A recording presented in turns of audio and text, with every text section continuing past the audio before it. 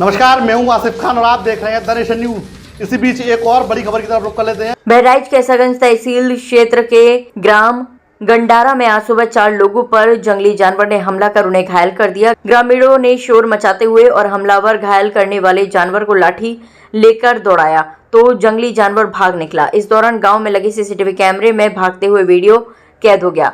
गंडारा गांव में जंगली जानवर का हमला जिन 4 लोगों पर हुआ है उनमें 3 बच्चे व एक वयस्क शामिल है। जिन 4 लोगों पर हमला किया है जंगली जानवर ने उनमें एक 7 साल का बच्चा किशन, खातीजा उम्र 1.5 साल के करीब, रुबीना 15 साल व अली शेर 38 साल के बताए जा रहे हैं। इस घटना के बाद से इलाके के लोग चौकन्ना हो गए हैं।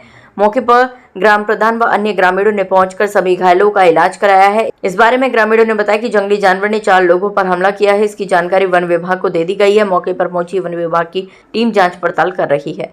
जकी सिद्दीकी, मंडल ब्यूरो, बहराइच।